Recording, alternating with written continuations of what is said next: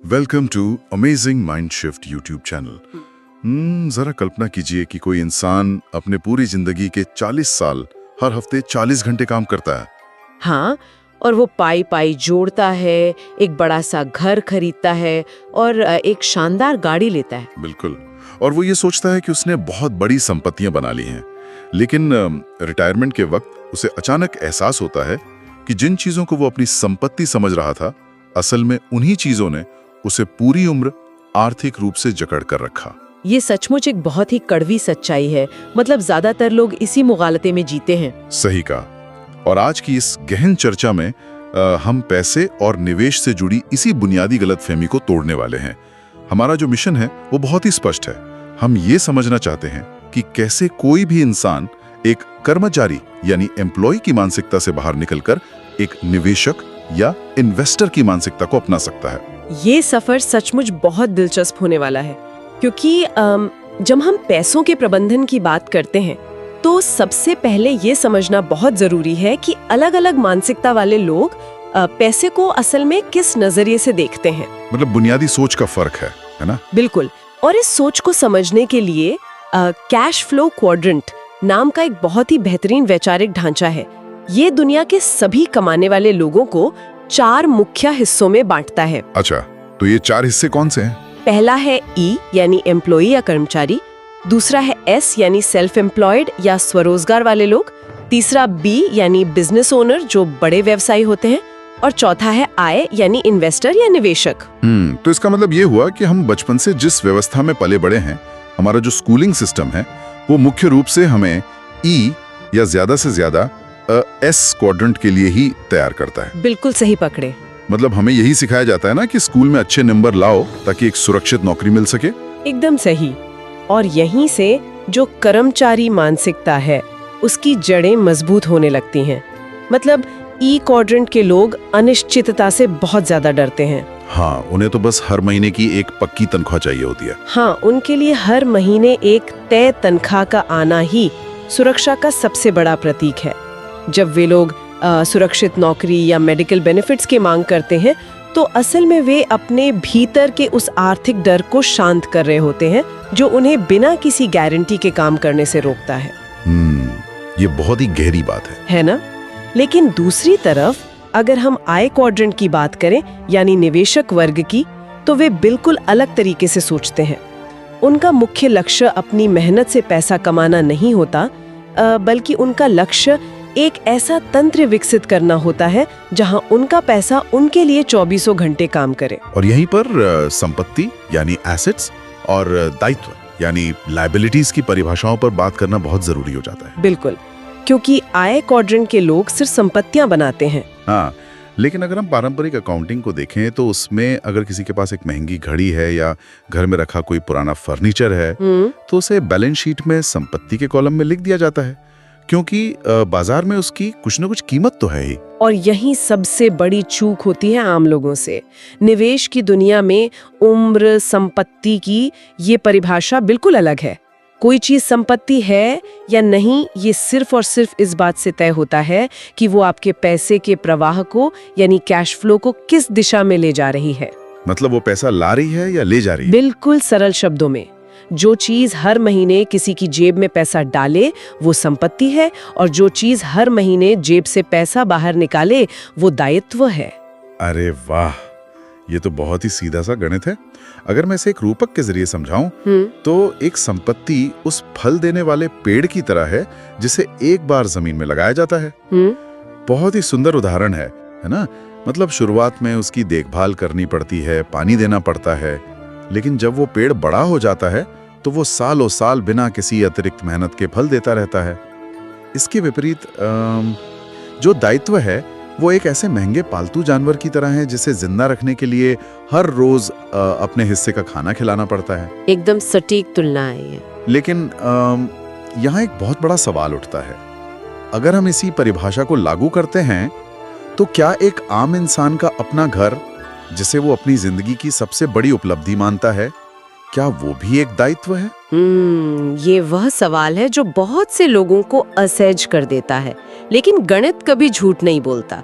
चलिए एक घर के आर्थिक चक्र को देखते हैं। हाँ बताइए। घर खरीदने के लिए जो मॉर्गेज या होम लोन लिया जाता है, उसकी हर महीने जाने वाली किस्त, फिर सालाना प्रॉपर्टी टैक्स, घर का इंश्योरेंस और समय समय पर होने वाली मरम्मत। जैसे अचानक से छत टपकने लगे तो उसे ठीक करवाना। बिल्कुल, ये सारा का सारा पैसा हर महीने इंसान की जेब से बाहर जा रहा है। इसलिए जब तक कोई व्यक्ति उस घर में खुद रह रहा है, वो घर एक दायित्व या लायबिलिटी ही है। तो फिर वो घर संपत्ति कब बनता है? वो घर संपत्ति केवल तब बनता है जब उसे किराए पर दिया जाए और उस किराए की रकम से लोन की किश्त और बाकी सारे खर्चे चुकाने के बाद भी हर महीने कुछ पैसा शुद्ध मुनाफे के रूप में जेब में आए, तब वो नकद प्रवाह ला रहा है और तब वो संपत्ति है। ये नजरिया वाकई में चीजों को सोचने के तरीके को पूरी तरह से उलट देता है। तो असल लक्ष्य दायित्वों को इकट्ठा करना नहीं है, बल्कि उन संपत्तियों को बनाना या खरीदना है जो लगातार कैश फ्लो पैदा करें। एकदम सही। लेकिन अब एक जमीनी सच्चाई की बात करते हैं। मान लेते हैं कि किसी को ये बात समझ आ गई कि संपत्तियां खरीदनी है, लेकिन कोई ऐसा व्यक्ति जो पहले से ही कार के लोन, क्रेडिट कार्ड के बिल और पर्सनल लोन के भारी बोझ तले दबा हुआ है, वो संपत्तियां खरीदने के लिए पूंजी कहां से लाएगा? ये एक बहुत ही व्यवहारिक समस्या है। निवेश के लिए तो पहले नकद चाहिए होता है। बिल्कुल, और एक आम इंसान के पास शुरुआत में वो पैसा होता ही नहीं है। तो इसके लिए एक बहुत पुरानी कहावत है, जब कोई व्यक्ति खुद को एक गहरे गड्ढे में पाए तो उसे सबसे पहले गड्ढा खोदना बंद कर देना चाहिए। अरे वाह, बहुत ही गहरी बात है ना? कर्ज में डूबे इंसान के लिए भी यही सबसे पहला नियम है। संपत्तियां बनाने से पहले उस रक्त स्राव को रोकना होगा जो खराब खर्चों की वजह से हो रहा है। इसका सीधा सा मतलब है कि नए दायित्वों को लेना तुरंत बंद किया जाए और क्रेडिट कार्ड पर अनावश्यक खरीदारी रोकी जाए। और एक बार जब वो गड्ढा खोदना बंद हो जाए तो उसके बाद बारी आती है उस पैसे को सही तरीके से बांटने की जो हर महीने कमाया जा रहा है। बिल्कुल, और यहीं पर वित्तीय अनुशासन काम आता है। मैंने देखा है कि यहाँ 3 पिगी बैंक यानी 3 गुल्लक का नियम बहुत कारगर साबित होता है। इस नियम के अनुसार किसी भी व्यक्ति को अपनी कुल आय का 10% बचत के लिए, 10% निवेश के लिए और 10% दान के लिए अलग रख देना चाहिए। हाँ, ये बहुत ही बेहतरीन नियम है। और इसमें सबसे दिलचस्प पहलू जो मुझे लगता है वो है सबसे पहले खुद को भुगतान करें, यानी पे योरसेल्फ फर्स्ट का सिद्धांत। ये सिद्धांत तो आर्थिक अनुशासन की नींव है। आमतौर पर लोग क्या करते हैं, वे पहले अपने सारे बिल चुकाते हैं, लोगों का उधार वापस करते हैं और फिर महीने के अंत में जो थोड़ा बहुत बच जाता है, अगर कुछ बचता है तो उसे निवेश करने की सोचते हैं, जो कि ज्यादातर मामलों में कभी नहीं बचता। बिल्कुल नहीं बचता। लेकिन पे योरसेल्फ का मतलब है कि तनख्वाह आते ही सबसे पहले वो 10% निवेश वाले गुल्लक में जाना चाहिए। ये भविष्य की संपत्तियां खरीदने का बीज है। लेकिन इसके साथ ही पुराने कर्जों को खत्म करना भी उतना ही जरूरी है ना? हाँ, और इसके लिए एक बहुत ही सटीक गणितीय और मनोवैज्ञानिक फॉर्मूला काम करता है, जिसे हम डेट स्नोबॉल फॉर्मूला कहते हैं। हाँ, कर्ज चुकाने का वो स्नोबॉल फॉर्मूला। इस फॉर्मूले के तहत सबसे पहले व्यक्ति को अपने सभी कर्जों की एक सूची बनानी होती है। फिर हर कर्ज की कुल बाकी रकम को उसके न्यूनतम मासिक भुगतान यानी मिनिमम पेमेंट से भाग दिया जाता है। बिल्कुल, ऐसा करने से ये पता चलता है कि उस कर्ज को खत्म होने में असल में कितने महीने लगेंगे। हाँ, और फिर जिस कर्ज के सामने महीनों की संख्या सबसे कम होती है उसे सबसे पहले चुकाने का लक्ष्य रखा जाता है, जिसके लिए हर महीने $100 से $200 या जो भी अतिरिक्त राशि हो वो लगाई जाती है। एकदम सही प्रक्रिया है। लेकिन अगर हम यहाँ केवल गणित और तार्किकता की बात करें तो क्या ये तरीका थोड़ा गलत नहीं लगता? मतलब तार्किक रूप से तो सबसे पहले उस कर्ज को चुकाना चाहिए जिस पर बैंक सबसे ज्यादा ब्याज वसूल रहा है, ताकि ब्याज के रूप में जाने वाला पैसा बचाया जा सके। कागज पर और एक्सेल स्प्रेडशीट में तो ये तर्क बिल्कुल 100% सही लगता है, लेकिन हमें ये नहीं भूलना चाहिए कि इंसान मशीन नहीं है। वे भावनाओं से चलते हैं। भावनाओं से? पैसे के मामले में? बिल्कुल। अगर सबसे बड़े या सबसे ज्यादा ब्याज वाले कर्ज को पहले चुना जाए, मान लीजिए कोई 50,000 का बहुत बड़ा एजुकेशन लोन है, तो उसे चुकाने में तो सालों लग जाएंगे और लंबे समय तक कोई भी बदलाव न दिखने पर इंसान का उत्साह टूट जाता है और वो इस प्रक्रिया को बीच में ही छोड़ देता है। ये बात तो है, इंसान को तुरंत नतीजे चाहिए होते हैं। सही कहा। लेकिन जब सबसे छोटे कर्ज को, जैसे मान लीजिए कोई 500 का मेडिकल बिल है या छोटा क्रेडिट कार्ड बैलेंस है, उसे चुना जाता है तो वो चंद महीनों में ही पूरी तरह खत्म हो जाता है। ये जो तुरंत मिलने वाली जीत है, ये दिमाग में डोपामिन रिलीज करती है। अच्छा, तो ये एक मनोवैज्ञानिक खेल है। बिल्कुल। व्यक्ति को लगता है कि हाँ, मैं ये कर सकता हूँ, और फिर उस खत्म हो चुके कर्ज की मासिक किश्त के पैसे को अगले सबसे छोटे कर्ज में जोड़ दिया जाता है। ये एक बर्फ के गोले यानी स्नोबॉल की तरह काम करता है, जो लुढ़कते लुढ़कते बड़ा और तेज होता जाता है। बहुत खूब। यहाँ मनोविज्ञान को गणित पर तरजीह दी गई है, क्योंकि अंततः इंसान का व्यवहार ही उसकी सफलता तय करता है। ये बहुत ही गहरी बात है। आदतें और अनुशासन हमेशा सिर्फ कोरे गणित पर भारी पड़ते हैं। चलिए अब इस सफर में एक कदम और आगे बढ़ते हैं। बिल्कुल। मान लेते हैं कि किसी के खराब खर्च बंद हो गए हैं, छोटे कर्ज खत्म होने लगे हैं और जो कैश फ्लो है वो सकारात्मक हो गया है। निवेश वाले पिगी बैंक में पैसा भी इकट्ठा हो रहा है। अब इस पूंजी से वो निष्क्रिय आय यानी पैसिव इनकम पैदा करने वाली असली संपत्ति कैसे बनाए? क्योंकि सिर्फ पैसा जमा करने से तो कोई अमीर नहीं बनता, उसे काम पर लगाना पड़ता है। एकदम सही सवाल है, और इसके लिए BI ट्रायंगल यानी बिजनेस इन्वेस्टर ट्रायंगल नाम का एक बहुत ही मजबूत ढांचा मौजूद है। ये BI ट्रायंगल क्या है? ये वो गुप्त रेसिपी है जो एक साधारण से विचार को एक विशाल साम्राज्य में बदल सकती है। ये ढांचा हमें ये समझाता है कि बिजनेस और निवेश कोई अकेले इंसान के बूते का काम नहीं है। मतलब ये कोई वन मैन आर्मी वाला काम नहीं है? बिल्कुल नहीं। स्कूल में भले ही किसी का काम देखकर लिखना नकल माना जाता हो और अकेले परीक्षा देना ईमानदारी हो, लेकिन वास्तविक दुनिया में सफलता हमेशा एक टीम के साथ आती है। ये बहुत ही शानदार नजरिया है। मैंने पढ़ा है कि इस ट्रायंगल का जो बाहरी ढांचा है वो 3 चीजों से मिलकर बनता है: मिशन, टीम और लीडरशिप। हाँ, और इसमें मिशन का अर्थ सिर्फ पैसा कमाना नहीं है। तो फिर क्या है? अगर किसी बिजनेस का मकसद केवल और केवल पैसा कमाना है तो मुश्किल वक्त आने पर वो बिजनेस ठहर जाएगा। मिशन का असली अर्थ है लोगों की किसी बड़ी समस्या का समाधान करना, एक ऐसा उद्देश्य जो टीम को जोड़े रखे। और उस भारी ढांचे के अंदर 5 ब्लॉक होते हैं जो असल में किसी भी बिजनेस के काम करने की प्रणाली को दर्शाते हैं। ये हैं कैश फ्लो, संचार या कम्युनिकेशन सिस्टम, कानूनी मामले, और सबसे ऊपर होता है उत्पाद यानी प्रोडक्ट। बिल्कुल। ये हिस्सा बहुत से लोगों की आंखें खोलने वाला है, क्योंकि इन 5 ब्लॉकों में उत्पाद सबसे ऊपर जरूर है, लेकिन वो पूरे ट्रायंगल का सबसे छोटा हिस्सा है। हाँ, और यही सबसे बड़ा भ्रम होता है लोगों को, है ना? ज्यादातर नए उद्यमी यही सोचते हैं कि अगर उनके पास एक बेहतरीन आइडिया है या वे एक बहुत ही शानदार उत्पाद बना सकते हैं तो पूरी दुनिया उनके पीछे भागेगी और वे रातों रात सफल हो जाएंगे। ये सबसे आम गलतफहमी है, जिसे एक बहुत ही क्लासिक उदाहरण से समझा जा सकता है। क्या हमारे आसपास के ज्यादातर लोग मैकडॉनल्ड्स से बेहतर हैमबर्गर बना सकते हैं? बिल्कुल। शायद हर दूसरा इंसान अपने घर की रसोई में उनसे बेहतर और स्वादिष्ट बर्गर बना सकता है। तो फिर वे लोग मैकडॉनल्ड्स जितने अमीर क्यों नहीं हैं? ये एक बहुत बड़ा सवाल है। क्योंकि मैकडॉनल्ड्स की असली ताकत उनका बर्गर यानी उनका उत्पाद नहीं है, बल्कि उनका सिस्टम है। उन्होंने एक ऐसा सिस्टम बनाया है जहां दुनिया के किसी भी कोने में बैठा 16-17 साल का अनुभवहीन कर्मचारी भी बिल्कुल उसी स्वाद का बर्गर उसी गति से और उसी साफ सफाई के साथ तैयार कर सकता है। कमाल की बात है। उनका जो सप्लाई चेन है, जो उनका सिस्टम है, उनकी मार्केटिंग है, उनके ट्रेडमार्क और कानूनी कॉन्ट्रैक्ट्स हैं, ये सब इतने मजबूत हैं कि एक औसत दर्जे का उत्पाद भी अरबों डॉलर का बिजनेस खड़ा कर देता है। अगर मैं इसे एक रूपक के जरिए देखूं तो ये बिल्कुल एक गाड़ी की तरह है।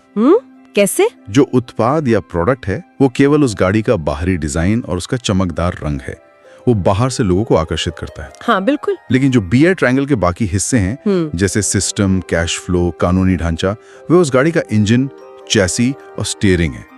अगर इंजन ही काम नहीं कर रहा है तो बाहर का चमकदार रंग उस गाड़ी को 1 इंच भी आगे नहीं बढ़ा सकता। बहुत ही शानदार रूपक है, और इसीलिए जो समझदार निवेशक होते हैं वे कभी भी सिर्फ एक आइडिया या उत्पाद पर पैसा नहीं लगाते, वे प्रबंधन और सिस्टम पर पैसा लगाते हैं। मतलब ये देखते हैं कि क्या टीम में इतना दम है कि वे इस विचार को बाजार में उतार सकें। बिल्कुल। क्या कानूनी रूप से बिजनेस सुरक्षित है? अगर किसी का BI ट्रायंगल मजबूत है तो पूंजी खुद ब खुद चलकर उसके पास आएगी। अब इस BI ट्रायंगल की समझ और संपत्तियां बनाने के इस पूरे विज्ञान को अगर हम जमीन पर उतारना चाहें तो रियल एस्टेट निवेश एक बहुत ही शानदार विकल्प बनकर उभरता है। हाँ, रियल एस्टेट संपत्तियां बनाने का एक बहुत ही व्यवहारिक तरीका है। लेकिन रियल एस्टेट बाजार में भी तो दो तरह के लोग होते हैं ना। एक होते हैं सट्टेबाज यानी स्पेक्युलेटर, और दूसरे होते हैं वैल्यू इन्वेस्टर। और इनके बीच का अंतर समझना बहुत ही जरूरी है, क्योंकि ये अंतर ही सफलता और बर्बादी के बीच की लकीर तय करता है। तो एक सट्टेबाज कैसा सोचता है? एक सट्टेबाज जब कोई जमीन या मकान खरीदता है तो वो बस यही उम्मीद कर रहा होता है कि भविष्य में बाजार ऊपर जाएगा और दाम बढ़ेंगे। मतलब वो सिर्फ एक अंदाजा लगा रहा है। हाँ, उसका पूरा निवेश केवल भविष्य की उम्मीद पर टिका होता है। अगर बाजार गिर गया तो वो सब कुछ हार जाता है। ये निवेश नहीं है, ये तो जुआ है। और एक वैल्यू इन्वेस्टर, वो क्या अलग करता है? एक वैल्यू इन्वेस्टर चीजों को पूरी तरह अलग नजरिए से देखता है। वो हमेशा ऐसी संपत्तियों की तलाश में रहता है जो आज ही तुरंत सकारात्मक नकद प्रवाह दे सके और साथ ही जिनमें कीमत बढ़ने की गुंजाइश हो। और सबसे दिलचस्प बात यह है कि एक वैल्यू इन्वेस्टर बाजार में हमेशा समस्याओं की तलाश करता है। समस्याओं की तलाश, ये सुनने में थोड़ा अजीब लगता है। अजीब क्यों?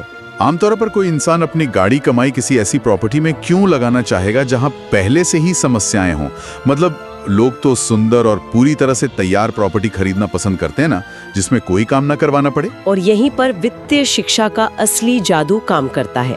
अगर कोई बिल्कुल तैयार, सुंदर और बिना किसी समस्या वाली प्रॉपर्टी खरीदता है तो जाहिर है कि बेचने वाले ने उसकी पूरी कीमत बाजार मूल्य के हिसाब से वसूली होगी। हाँ, उसमें मुनाफा कमाने की कोई अतिरिक्त गुंजाइश नहीं बची होगी। बिल्कुल। लेकिन मान लीजिए कि किसी प्रॉपर्टी की छत खराब है या फिर उसे चलाने वाला मैनेजमेंट बहुत ही बुरा है, जिससे किराएदार हमेशा परेशान रहते हैं। या फिर कोई ऐसा खाली प्लॉट है जिसकी जोनिंग सिंगल फैमिली घर की है, लेकिन कानूनी प्रक्रिया पूरी करके उसे मल्टी फैमिली अपार्टमेंट में बदला जा सकता है। तो ये सब समस्याएं एक अवसर हैं। एक वैल्यू इन्वेस्टर के लिए ये समस्याएं एक बहुत बड़े अवसर की तरह हैं। वो उस प्रॉपर्टी को सस्ते में खरीदता है, छत ठीक करवाता है, नया मैनेजमेंट बिठाता है या जोनिंग बदलवाता है। जैसे ही ये समस्याएं सुलझती हैं, उस प्रॉपर्टी से आने वाला किराया बढ़ जाता है। और अगर किराया बढ़ता है तो जाहिर है उसकी कीमत भी बढ़ती होगी। बिल्कुल। गणित का सीधा सा नियम है कि अगर व्यावसायिक प्रॉपर्टी का नकद प्रवाह बढ़ता है तो उसकी बाजार में कुल कीमत अपने आप तेजी से ऊपर चली जाती है। उसने केवल उम्मीद नहीं की, बल्कि उसने खुद मेहनत करके प्रॉपर्टी की कीमत को बढ़ाया है। ये तो सचमुच संपत्ति निर्माण का एक अचूक विज्ञान है। और मैंने सुना है कि इसे सफलतापूर्वक करने के लिए हमेशा ये सलाह दी जाती है कि शुरुआत अपने स्थानीय क्षेत्र यानी लोकल एरिया से करनी चाहिए। हाँ, अपने घर के आसपास के बाजार को समझना सबसे बेहतर होता है। मतलब वहाँ की सड़कों पर घूमना, ये देखना कि कहाँ कौन सी दुकान बंद हो रही है या कहाँ नया विकास हो रहा है। और इसी प्रक्रिया में एक बहुत ही कड़ा नियम आता है, 100-10-3-1 का नियम। ये नियम रियल एस्टेट में बहुत मशहूर है। हाँ, ये नियम कहता है कि एक अच्छी प्रॉपर्टी खोजने के लिए व्यक्ति को पहले 100 संपत्तियों का बारीकी से विश्लेषण करना होगा। एकदम सही। और उन 100 में से शायद 10 संपत्तियां ऐसी होंगी जिन पर ऑफर देने लायक स्थिति बनेगी। उन 10 ऑफर्स में से शायद 3 ऑफर बेचने वाले द्वारा स्वीकार किए जाएंगे और अंत में उन 3 में से सभी कानूनी और वित्तीय जांच पूरी करने के बाद केवल एक प्रॉपर्टी ऐसी होगी जिसे असल में खरीदा जाएगा। ये नियम स्पष्ट करता है कि निवेश कोई रातों रात अमीर बनने की स्कीम नहीं है। 100 प्रॉपर्टीज को देखना कोई आसान काम नहीं है। इसमें महीनों लग सकते हैं। ये तो बिल्कुल नदी के किनारे बैठकर सोने की खदान में मिट्टी छानने जैसा है। बिल्कुल वैसी ही मेहनत है। मतलब एक असली सोने का टुकड़ा यानी मुनाफा देने वाली एक प्रॉपर्टी हासिल करने के लिए बहुत सारी मिट्टी और कंकड़ को छानकर बाहर फेंकना पड़ता है। बहुत ही बढ़िया उदाहरण दिया आपने। और जब ये पूरी प्रक्रिया सही तरीके से काम करती है तो अच्छे कर्ज और बुरे कर्ज का वो जादुई अंतर सामने आता है। अच्छे कर्ज और बुरे कर्ज, ये कैसे काम करता है? इसे हम एक बेहतरीन उदाहरण से समझ सकते हैं। मान लीजिए किसी व्यक्ति को एक महंगी और लग्जरी पोर्श कार खरीदने का बहुत शौक है। हर किसी का सपना होता है। हाँ, तो ई क्वाड्रेंट की मानसिकता वाला व्यक्ति क्या करेगा? वो सीधा बैंक जाएगा, कार लोन लेगा और हर महीने अपनी तनख्वाह से उस कार की किश्त भरेगा। जो कि एक बुरा कर्ज है, क्योंकि कार की कीमत तो हर दिन घट रही है।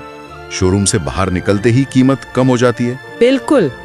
लेकिन एक निवेशक मानसिकता वाला व्यक्ति अपनी इस इच्छा को बिल्कुल अलग तरीके से पूरा करता है। वो क्या करता है? वो सीधा कार खरीदने के बजाय उस पैसे का इस्तेमाल एक मिनी स्टोरेज प्रॉपर्टी या गोदाम खरीदने के लिए करता है। बैंक उस रियल एस्टेट प्रॉपर्टी के लिए खुशी-खुशी अच्छा कर्ज दे देता है, क्योंकि उस प्रॉपर्टी से आमदनी होने वाली है। तो उसने कार की जगह एसेट खरीद लिया। हाँ, और अब उस मिनी स्टोरेज से हर महीने जो किराया या नकद प्रवाह आ रहा है, निवेशक उस पैसे का इस्तेमाल अपनी पोर्श कार की लीज या किश्त भरने के लिए करता है। अरे वाह, ये तो बहुत ही शानदार रणनीति है ना? मतलब उस व्यक्ति की संपत्ति ने यानी मिनी स्टोरेज ने उसके दायित्व यानी पोर्श कार की कीमत चुकाई। और सबसे मजेदार बात यह है कि जब कार की किश्तें खत्म हो जाएंगी तब भी वो मिनी स्टोरेज हर महीने पैसा देता रहेगा। बिल्कुल। अंत में उस व्यक्ति के पास रियल एस्टेट भी है, लगातार आने वाला कैश फ्लो भी है और उसकी सपनों की कार भी है। ये माइंडसेट शिफ्ट का सबसे बेहतरीन और व्यावहारिक उदाहरण है। और यही कारण है कि वित्तीय शिक्षा सबसे बड़ी संपत्ति है। सिर्फ पैसा होना काफी नहीं है, बल्कि ये समझना जरूरी है कि पैसे को सही सिस्टम और संपत्तियों के माध्यम से अपने लिए काम पर कैसे लगाया जाए। एकदम सही बात है। आज की इस पूरी गहन चर्चा ने सचमुच पैसे और निवेश को देखने का नजरिया पूरी तरह से बदल दिया है।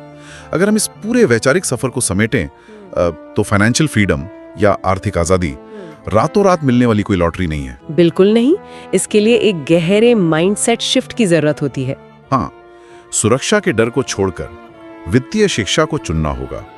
केवल तनख्वाह पर निर्भर रहने के बजाय ऐसे सिस्टम और संपत्तियां बनाने पर ध्यान देना होगा जो लगातार कैश फ्लो पैदा करें। और सबसे महत्वपूर्ण बात, ये सफर अकेले तय करने की बजाय एक मजबूत मिशन और एक कुशल टीम के साथ आगे बढ़ना होगा। बिल्कुल। अपनी आय का एक हिस्सा हमेशा खुद को सबसे पहले भुगतान करना, खराब कर्जों के गड्ढे से बाहर निकलना और BI ट्रायंगल के जरिए अपने ज्ञान को जमीन पर उतारना, यही वो रास्ता है जो एक कर्मचारी को निवेशक बनाता है। बहुत खूब। इस चर्चा को खत्म करने से पहले मैं एक विचार यहाँ छोड़ना चाहूंगा जिस पर गहराई से मनन किया जा सकता है। हाँ, बताइए। हम सभी जानते हैं कि समय हमारे जीवन का सबसे सीमित और कभी वापस ना आने वाला संसाधन है। तो ऐसे में क्या अपने जीवन के सबसे बेहतरीन 40 साल केवल एक सुरक्षित नौकरी के भ्रम में बिता देना और कभी भी अपनी आर्थिक आजादी के लिए कोई सिस्टम ना बनाना, क्या ये असल में हमारे जीवन का सबसे बड़ा और सबसे जोखिम भरा सट्टा नहीं है? जरा सोचिएगा। Thank you so much for watching my video. Please like and subscribe to the channel for more amazing shifts in your life.